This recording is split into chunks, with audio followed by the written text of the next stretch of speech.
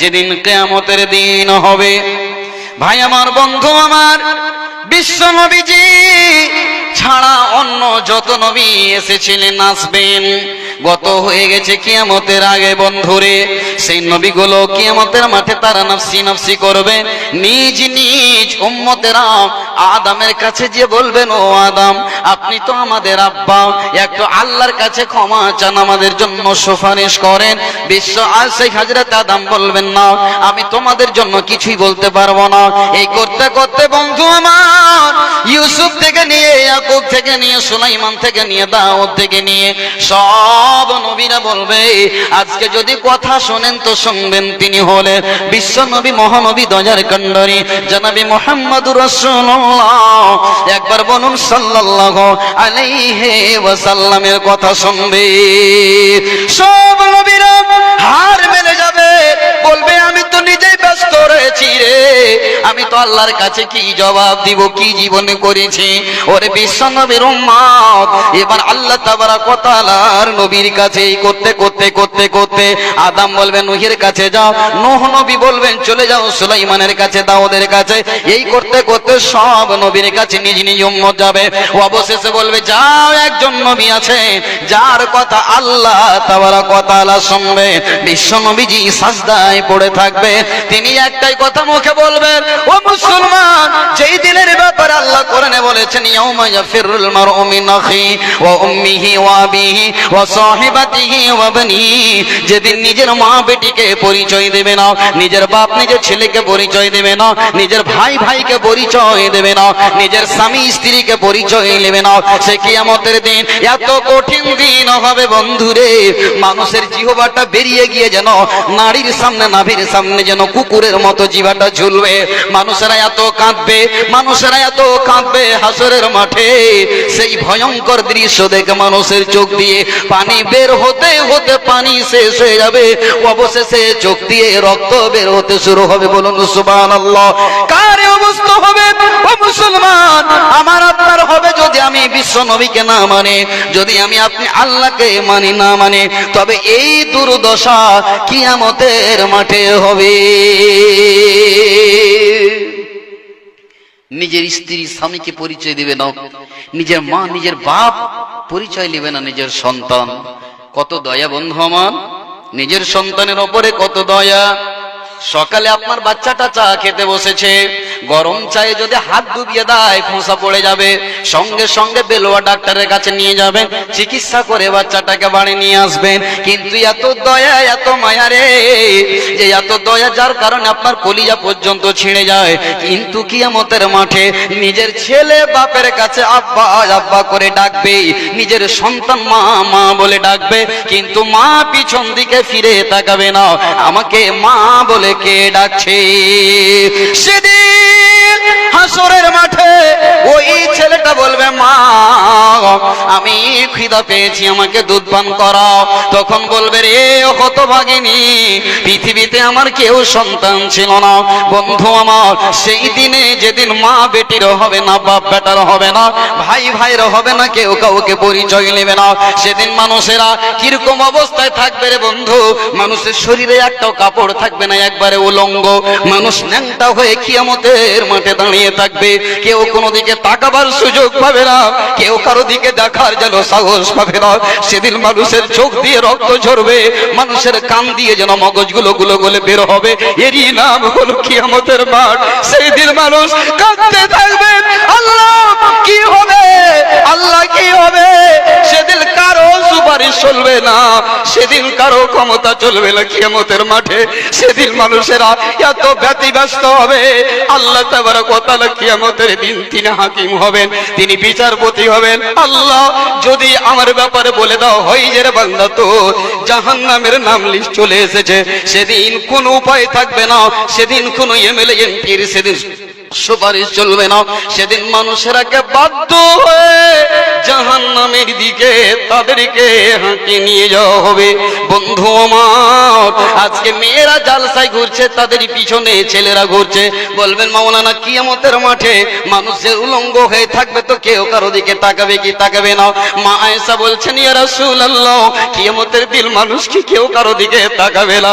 বিশ্বনবীজি বললেন, আয়েশা রে, ওই দিনটা বড় কঠিন দিন, সেদিন কেউ কারো দিকে তাকাবার ক্ষমতা হবে না। সেদিন নিজে চিন্তায় চিন্তিত হবে, সবাই সেদিন ভারাক্রান্ত হবে। কি হবে আল্লাহ? আহা, সেদিন বসার জায়গা থাকবে না, সেদিন শোয়ার জায়গা থাকবে না, সেদিন কুরসি থাকবে না, স্টেজ থাকবে না, শুধু আল্লাহর কুরসি থাকবে। বলুন সুবহানাল্লাহ। সেদিন আমার রব বলবেন, লিমানিল মুলকুল ইয়াউম, আজকে কার বাদশাহী, কার হুকুমতি? সব বলবে কারও নয়, আল্লাহর হুকুমতি। বন্ধু আমার, মানুষেরা উলঙ্গ হয়ে থাকবে এবং মানুষেরা দাঁড়িয়ে দাঁড়িয়ে থাকবে। বলুন সুবহানাল্লাহ। বন্ধুরে, আজকে আমার জন্য কত সুন্দর কুরসি লাগা হয়েছে, স্টেজ সাজানো হয়েছে, আপনাদের জন্য এ কাঁড়ি পোয়াল মিছানো হয়েছে, চেয়ার লাগানো হয়েছে, কিন্তু কিয়ামতের মাঠে আল্লাহর সামনে সবাই দাঁড়িয়ে থাকবে এবং তারা কান খাড়ো করে থাকবে। কোনো বসার জায়গা নাই, কোনো ব্যবস্থা নাই। মানুষের মাথার উপরে সূর্য থাকবে আর এত গরম প্রখর রৌদ্র হবে, মানুষের পাসিনা চুইতে থাকবে। কোনো পানি নাই, কোনো কোল্ড ড্রিঙ্কস এর ব্যবস্থা নাই, কোনো ফ্রিজ নাই, কোনো কোল্ড ড্রিঙ্কস এর ব্যবস্থা নাই রে বন্ধু। সেদিন মানুষের শরীর দিয়ে যেন ঘাম চুইতে চুইতে কারো কোমর কারো বুক পর্যন্ত হবে, এই অবস্থা হবে আমার আপনার। আমার যেটা মূল কথা, এই বিভীষিকাময় কিয়ামতের মাঠে যেদিন বিশ্ব নবীজি সাজদায় পড়ে থাকবে, আল্লাহকে বলবে, আল্লাহ ইয়া রাব্বি উম্মতি উম্মতি উম্মতি, ওগো আল্লাহ আমার উম্মতের কি অবস্থা হবে? আল্লাহ ওগো আল্লাহ আমার উম্মতের কি দশা হবে? বিশ্ব নবীজি সাজদায় পড়ে অঝোর নয়নে কাঁদবে।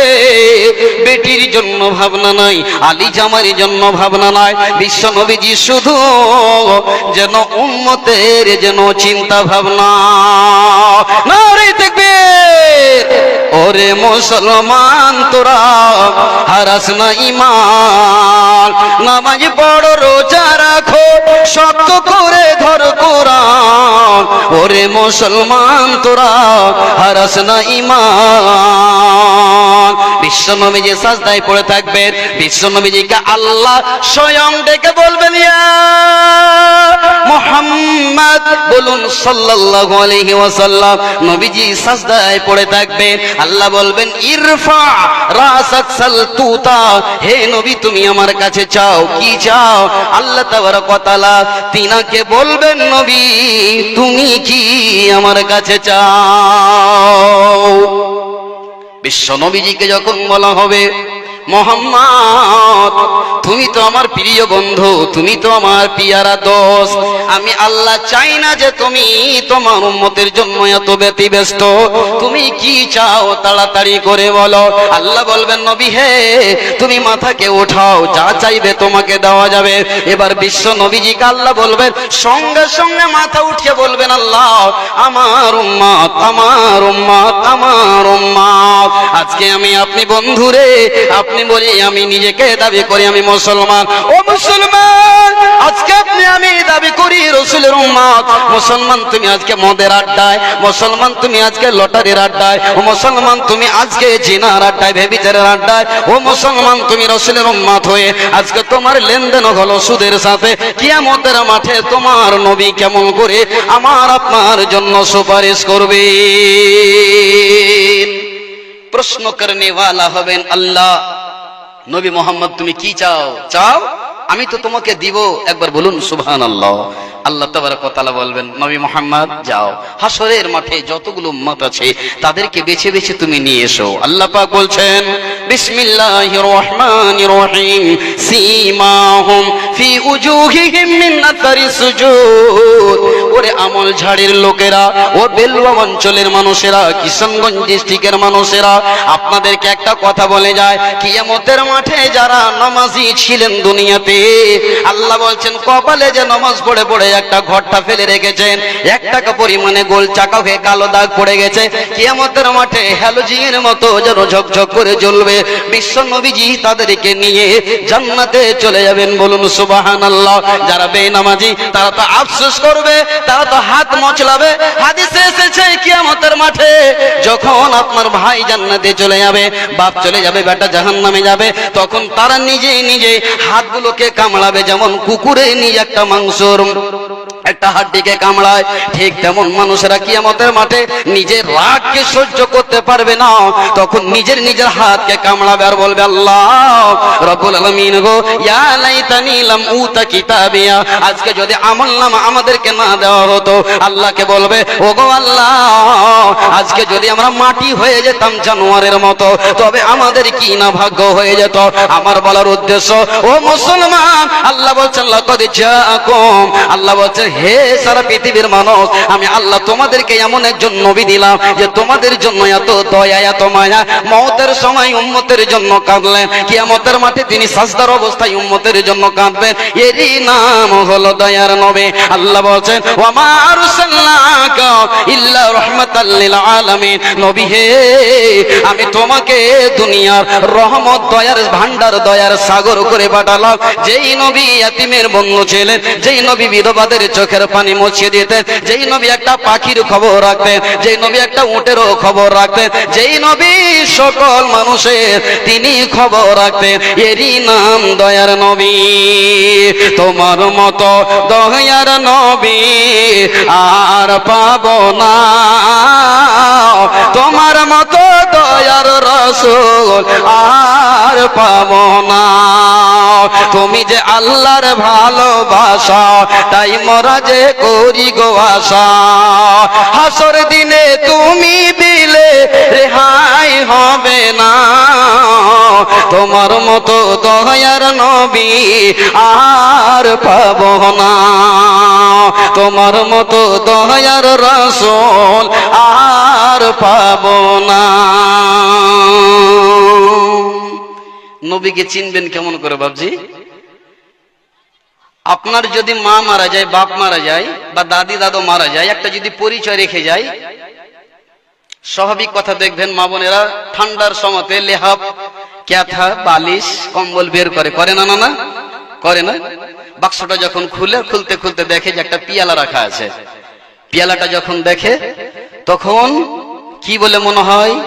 দাদি বলে মনে হয়, মা বলে মনে হয়, হাইরে এই পিয়ালাটা তো আমার দাদির ছিল, এই পিয়ালাটা আমার মা তেল দিয়ে আমার মাথায় তেল দিত, এই পিয়ালাটা দেখতে গেলে মাকে বলে স্মরণ হতো। বিশ্বনবী দুনিয়া ছেড়ে চলে গেছেন, তিনি স্মৃতির জিনিস রেখে গেছেন মাদ্রাসা। মাদ্রাসা আছে বলে নবীর শিক্ষা দেওয়া হয়, মাদ্রাসা আছে বলে আদর্শ দেওয়া হয়। ও মুসলমান, আজকে আমি আপনি দ্বীনি তালিমকে ফকিরের বিদ্যা বলি। খবরদার বন্ধুরে, আপনি মরবেন তো কে আপনার জানাজা পড়াবে? মাদ্রাসার প্রোডাক্ট। আপনার বিয়ে পড়াবে কে? তো মাদ্রাসার প্রোডাক্ট। মাদ্রাসা যদি মুছে যায়, ইসলাম দুনিয়া থেকে মুছে যাবে। কে এমন আছেন, কোন দরদি ভাই আমার, নবীজির বাগানটাকে বাঁচিয়ে রাখার জন্য, এ মাদ্রাসাটাকে ভালোবাসা দিয়ে দেওয়ার জন্য 1,000 করে 5 জন আল্লাহর গোলাম কে আছেন? মাওলানা, আমি মৃত্যু মা বাপের জন্য 1,000 টাকা দান করব। এই যে ইতিহাসগুলো বলছিলাম, কোথায় পাবেন? জান মাদ্রাসায় ঢুকবেন, রাসূল আরবি বলে একটা কিতাব, রহমতে আলম একটি কিতাব, ইতিহাসের কিতাব, রাসূলের জীবনী, আর রহিকুল মখতুম আল্লামা সাফিউর রহমান মুবারকপুরি তিনি কিতাব লিখেছেন নবীর জীবনীর ব্যাপারে। তো কোথায় পাবেন? মাদ্রাসা ছাড়া আপনি কলেজে, ইউনিভার্সিটি এগুলো কোথাও পাবেন? ওগুলো তো পাবেন কি দাঁড়িয়ে পেশাব করতে হবে, পেশাব করে পানি নিতে হবে না, পশ্চিম দিকে মুখ করে পেশাব করো, কোনো অসুবিধা নাই। এই শিক্ষা দেওয়া হয় স্কুলে, কিন্তু দিনী শিক্ষা দেওয়া হয় মাদ্রাসায়। সম্মানিত দিনী ভাই, কে এমন একজন আল্লাহর গোলাম আছেন দেখি 1000 টাকা নাম্বার 1 প্রথমত দেওয়ার জন্য, রাসূলের কাছে সুপারিশ নেওয়ার জন্য, যেই নবীজি হাউজে কাউসারের পানি উম্মতকে পান করাবেন, কে এমন দরদি রাসূলের ভালোবাসা আছেন দেখি একজন আল্লাহর গোলাম। 1000 টাকা দেনেওয়ালা সামনে থেকে একটা আসেন তো ভাই, বক্তা চলে এসেছেন আমার শ্রদ্ধেয় উস্তাজুল মুকাররম, ওনাকে বসে রেখে আমি বেশি টাইম আপনাদের বরবাদ করব না, যেহেতু বলেছি প্রথমে বক্তা অনেক লম্বা ফেহরিস্ত আছে। একজন কোন আল্লাহর গোলাম 1000 টাকা দেনেওয়ালা কেউ আছেন? আল্লাহু আকবার। রাসূলের সুপারিশ নেওয়ার জন্য আপনার মন চাই না? রাসূলের হাতে পানি খাওয়ার মন আপনার চাই না?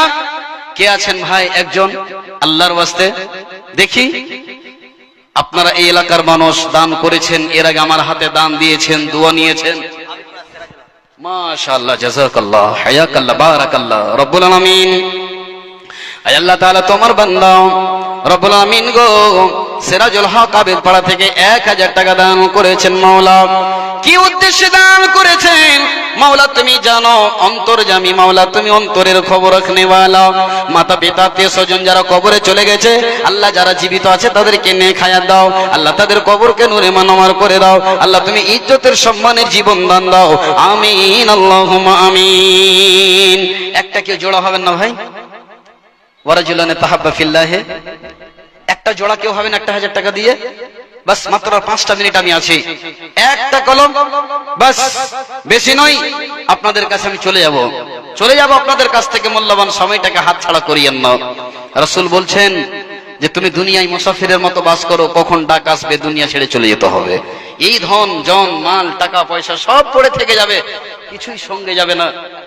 মাশাআল্লাহ, কি নাম? মোহাম্মদ হোসেন 1000 টাকা। আলহামদুলিল্লাহ রব্বুল আলামিন তোমার বান্দা মোহাম্মদ হোসেন 1000 টাকা, 500 নগদ 500 বাকি।